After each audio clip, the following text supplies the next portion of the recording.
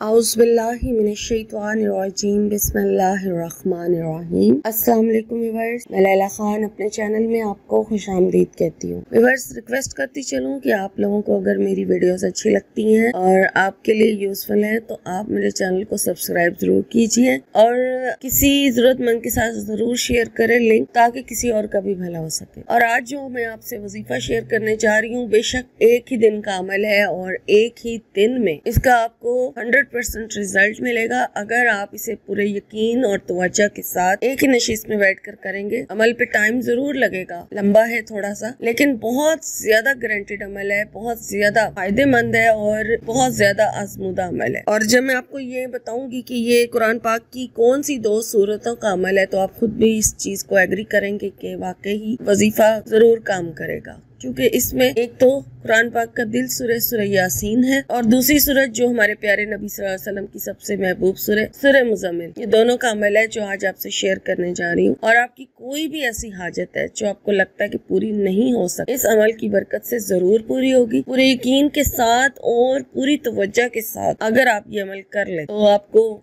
अमल पूरा करने से पहले आपकी हाजत पूरी हो जाएगी। एक ही जगह बैठकर ऐसा टाइम सेलेक्ट करें जिस टाइम आपको कोई डिस्टर्ब ना करे और आप पूरी तवज्जो अपने वजीफे को दे सकें, तो फिर ही आपने ये अमल करना है और पूरा टाइम आप दे सकें कि आपको नींद ना आए अमल के दौरान। ठीक है, ऐसे टाइम पर इस अमल को करें। आप बावजू हो जाए और दुरूद शरीफ पढ़ लें। आप दुरूद शरीफ जो है वो आपने 11 मरतबा पढ़ना है, दुरूद इब्राहिमी पढ़ना है जो नमाज में पढ़ा जाता है। उसके बाद आप अपनी किसी भी एक हाजत जो आपको बहुत ज्यादा जरूरत है कि आपकी ये हाजत पूरी होनी चाहिए, आपकी कोई ख्वाहिश है, कोई विश है, आपकी कोई अगर कोई परेशानी है, कोई मुश्किल है, उससे आप निजात चाहते हैं, या फिर आपकी कोई हाजत है वो आप पूरी करवाना चाहते हैं, कोई भी हाजत, चाहे पसंद की शादी का अमल है, मतलब करना चाहते हैं, आपकी ख्वाहिश है किसी खास जगह पर शादी करना, या फिर अपनी पसंद से जॉब हासिल करना चाहते हैं, या फिर वीजा लेना चाहते हैं, कोई भी आपकी हाजत है, रिस्क में बरकत तो ऑटोमेटिकली हो जाएगी इस अमल से। दुआ भी कर सकते हैं आप, लेकिन हाजत कोई भी एक होनी चाहिए। आपने दुरूद शरीफ पढ़ लिया, आपने मकसद की नियत कर ली और फिर उसके बाद बिस्मिल्लाहिर्रहमानिर्रहीम के साथ आपने सूरह यासीन को शुरू करना है। अब आप इसकी सूरह यासीन की जब मुबीन पर पहुंचेंगे, पहली मुबीन आई कुरान, इसमें सूरह यासीन में 7 जगह पर मुबीन का लफ्ज आता है। ठीक है, हर मुबीन के ऊपर 7 मुबीन है, तो हर मुबीन के ऊपर आपने 3 मरतबा सूरह मुज़म्मिल पढ़नी है और बिस्मिल्लाह हर बार पढ़ी चाहिए। ठीक है, वो इस तरह से पहले आप सूरह यासीन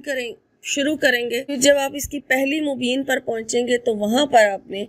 3 मरतबा सूरह मुज़म्मिल पढ़नी है और 3 मरतबा सूरह मुज़म्मिल पढ़ने के बाद अपनी हाजत का जिक्र करेंगे, दुआ करेंगे और फिर नए सिरे से सूरह यासीन को पीछे से दोबारा शुरू करेंगे बिस्मिल्लाह के साथ। और फिर इसकी जब दूसरी मुबीन आएगी वहां पर आपने स्टॉप करके फिर 3 मरतबा सूरह मुज़म्मिल पढ़नी है और फिर इसी तरह से अपनी हाजत की दुआ करेंगे और फिर बैठ जाएंगे और फिर नए सिरे से सूरह यासीन को बिस्मिल्लाह के साथ शुरू करेंगे और फिर तीसरी मुबीन पर 3 मरतबा सूरह मुज़म्मिल पढ़ी जाएगी। इसी तरह हर मुबीन को पीछे से रिपीट करके सूरह यासीन को आपने 3 मरतबा सूरह मुज़म्मिल हर मुबीन पर पढ़नी है। ठीक है, रिपीट करते जाएं। जब 7 मुबीन कंप्लीट हो जाए तो फिर 8वीं मरतबा आप सूरह यासीन शुरू करेंगे और फिर इस तरह आप किसी मुबीन पर भी नहीं रुकेंगे, अपनी सूरह यासीन को कंप्लीट कर लेंगे। इस तरह से सूरह मुज़म्मिल की जो तादाद है वो 21 हो जाएगी और जो सूरह यासीन है उसकी तादाद 8 टाइम आप सूरह यासीन पढ़ेंगे, लेकिन इसी तरीके से पढ़नी है जिस तरीके से मैंने आपको बताई है। इतना गारंटीड अमल है, इसका बहुत सारे लोगों ने वजीफा किया और अपने मकसद में कामयाबी हासिल हुई है,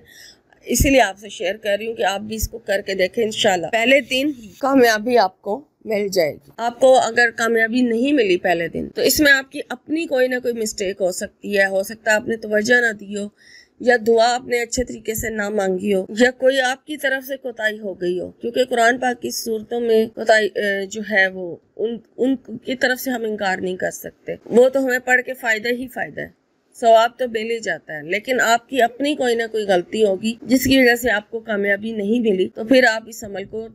3, 7 या 11 दिन तक लगातार कर सकते हैं। तो जरूर कीजिए, इंशाअल्लाह ताला इस अमल की बरकत से आपकी हाजत जरूर पूरी हो जाएगी, इंशाअल्लाह, आमीन।